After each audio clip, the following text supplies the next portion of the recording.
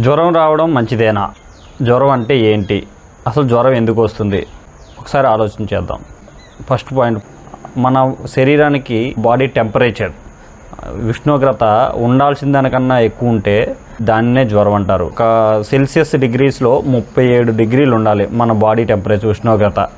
దానికి మించి ఉంటే హైపర్ టెంపరేచర్ అంటే జ్వరం అంటారు. ఒకవేళ అదే ఫారెన్ హీట్ డిగ్రీస్లో అయితే 98.6 డిగ్రీస్ ఉండాలి. దానికి మించితే హైపర్ టెంపరేచర్, హైపోథెర్మియా అంటారు. అంటే ఒళ్ళు చల్లబడడం, ఉష్ణోగ్రత తగ్గడం. దానికి వేరు వేరు కారణాలు ఉంటాయి. అది లో ఫీవర్ అని అంటారు, జనం అందరూ లో ఫీవర్ అంటారు, కానీ అది లో ఫీవర్ కాదు. ఉష్ణోగ్రత చల్లబడడం అది చాలా కారణాల వల్ల వస్తుంది. హార్ట్ స్ట్రోక్ కానీ, బీపీ తగ్గడం కానీ, షుగర్ తగ్గడం కానీ, ఇలా చాలా కారణాలు ఉంటాయి హైపోథెర్మియా రావడానికి. అంటే ఉష్ణోగ్రత, శరీర ఉష్ణోగ్రత తగ్గడానికి చాలా కారణాలు ఉంటాయి. అది మళ్ళీ వేరే వీడియోలో డిస్కస్ చేద్దాం. అయితే ఇప్పుడు జ్వరం గురించి మనం మాట్లాడుకుంటే, జ్వరం అనేది ఎందుకు వస్తుంది? మన శరీరంలో కొన్ని రకాల కణాలు, అంటే ఎర్ర రక్త కణాలు, తెర్ర రక్త కణాలు, ప్లేట్లెట్స్, తెల్ల రక్త కణాల్లోనే కొన్ని రకాలు, లింఫోసైట్స్, న్యూట్రోఫిల్స్ అని ఇలా కొన్ని రకాల కణాలు ఉంటాయి. ఇమ్యూనిటీ సంబంధించిన కణాలు కొన్ని ఉంటాయి.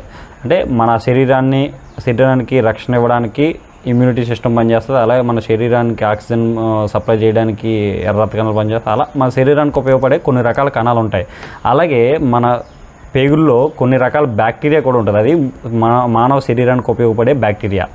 ఇవి కాకుండా బయట నుంచి అంటే బ్యాక్టీరియా కానీ, ఫంగస్ కానీ, వైరస్ కానీ, అంటే ఇలాంటి ఇప్పుడు మన కరోనా వైరస్ మన శరీరంలో ఉండే కణాలు శరీరంలోకి ప్రవేశించినట్లని మన శరీరానికి, మన అవయవాలకి, ఇమ్యూనిటీ సిస్టమ్కి దెబ్బ తినకుండా వాటిని నిరోధించి చంపడానికి ట్రై చేస్తాయి. చంపడానికి ట్రై చేసినప్పుడు ఏదైతే బయట నుంచి వచ్చిన కణాలు ఎక్కువ సంఖ్యలో వృద్ధి చెంది మన శరీర కణాల మీద దాడి చేస్తాయో, మన శరీర కణాలు కూడా సంఖ్యలో వృద్ధి చెందుతాయి. ఎప్పుడైతే సరిపోవట్లేదు సంఖ్యలో వృద్ధి చెంది తన పెంచుకొని తన ఇమ్యూనిటీ సిస్టమ్కి అలర్ట్ ఇస్తుంది. అంటే బయట నుంచి ఏవో కణాలు, అంటే మనకు ఇప్పుడు ఇంట్లో దొంగ పడితే ఒక అలారం సిస్టమ్ ఎలా అవుతుందో, మన శరీరంలో ఈ కణాలు ఇమ్యూనిటీ సిస్టమ్కి అలర్ట్ ఇస్తుంది. అలర్ట్ ఇచ్చిన తర్వాత అవి ఇంకా సంఖ్యను పెంచుతుంది. మన శరీరంలో ఉన్న మన తెల్ల రక్త కణాల సంఖ్యని, సైన్యం అంటే మన శరీరానికి సైన్యం అనమాట. అది ఆ సైన్యాన్ని సంఖ్యలో పెంచి ఈ బయట నుంచి వచ్చే కణాల మీద దాడి చేస్తాయి. ఈ పరస్పర దాడి చేసుకునే టైంలోనే బాడీ టెంపరేచర్ పెరుగుతుంది. ఏ జ్వరం అనుకుంటాం. రోజువారీ జీవితంలో వాటర్ ద్వారా కానీ, ఫుడ్ ద్వారా కానీ, హెయిర్ ద్వారా కానీ ఎన్నో రకాల బ్యాక్టీరియా, చిన్న రకాల బ్యాక్టీరియా, వైరస్లు, గాలిలో ఉన్న బ్యాక్టీరియా, వైరస్ లాంటివి మన శరీరంలోకి ఎంటర్ అవుతాయి. కానీ ఆ చిన్నవి మనకి రొటీన్గా ఉండేవి మన ఇమ్యూనిటీ సిస్టమ్ ఎదుర్కొని వాటిని మనకి హామ్ చేయకుండా అక్కడే చంపేస్తాయి. అంటే శరీరం మీద ఉన్న పడిన వాటిని శరీర కణాలు చంపేస్తాయి. ముక్కులోకి వెళ్ళిన, ఎయిర్ ద్వారా వెళ్ళినవి ముక్కులోనే రసాయనాల ద్వారా చనిపోతాయి. నోట్లో నుంచి వెళ్ళేవి స్టమక్లో ఉన్న రసాయనాల ద్వారా చనిపోతాయి. కానీ కొన్ని రకాలు ఏదైతే ఉందో మన ఇమ్యూనిటీ సిస్టమ్కి హామ్ చేసేవి ఉన్నాయో అవి దాడి చేస్తాయి. ఇప్పుడు డెంగ్యూ జ్వరం, మలేరియా జ్వరం, టైఫాయిడ్ జ్వరం అంటాం. కానీ ఇది జ్వరం అనేది ఒక జబ్బు పేరు కాదు. అట్లా ఒక వైరస్, మలేరియా అనేది ప్లాస్మోడియం ఫాల్సిపారం అనే వైరస్ వల్ల వస్తుంది. టైఫాయిడ్ అనేది సాల్మోనెల్లా. అలా కొన్ని రకాల వైరస్ల వల్ల వచ్చే జబ్బులు అయ్యి ఆ జబ్బు వల్ల జ్వరం ఎక్కువ వస్తుంది. జ్వరాలు అనేది ఆ జబ్బు పేరు కాదు. డెంగ్యూ అనేది వాటి వల్ల వచ్చే ఒక వ్యాధి అది, అంతే. దాని జ్వరం అనేది అది కాదు. అయితే జ్వరానికి మనం పారాసిటమాల్ వాడతాం కదా, డోలో ట్యాబ్లెట్ అని అందరికీ ఇప్పుడు కరోనాలో ఎక్కువ వాడారు. ఆ పారాసిటమాల్ అనేది జ్వరం తగ్గిస్తుంది అంతే. బయట నుంచి వచ్చే బ్యాక్టీరియా, ఫంగస్ని అవి చంపదు. మన ఇమ్యూనిటీ సిస్టమే చంపాలి. బయట నుంచి వచ్చేదాన్ని మన ఇమ్యూనిటీ సిస్టమే ఎదుర్కోవాలి. అప్పటికి మన ఇమ్యూనిటీ సిస్టమ్ సరిపెట్టలేకపోతుంది అనుకుంటే, బాడీ తగ్గట్లేదు అనుకుంటే డాక్టర్ని సంప్రదిస్తే డాక్టర్ దానికి సరిపడా యాంటీబయాటిక్స్, అంటే ఒక బ్యాక్టీరియాల మీద యాంటీగా పనిచేసే యాంటీబయాటిక్స్ ఇస్తారు.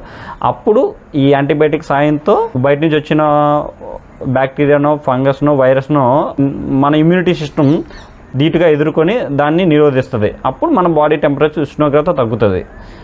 ఇలా జ్వరాన్ని మనం అరికట్టవచ్చు. అయితే మెయిన్ పాయింట్ ఏంటంటే జ్వరం రావడం ఎందుకు మంచిది అయిందంటే, ఇప్పుడు ఇన్ కేసు జ్వరం, ఇప్పుడు మలేరియానో లేకపోతే డెంగ్యూనో ఇలా వచ్చి బయట నుంచి వైరస్ వచ్చిన తర్వాత మన బాడీకి టెంపరేచర్ పెరగలేదు అనుకోండి. పెరగకపోతే దానంతలో అది యుద్ధం చేసుకుని, అంటే మన తెల్ల రక్త కణాలు చంపేసుకుంటూ మన రక్త కణాలు తగ్గిపోయి మనిషి ప్రాణానికే హాని, సడన్గా చనిపోవచ్చు.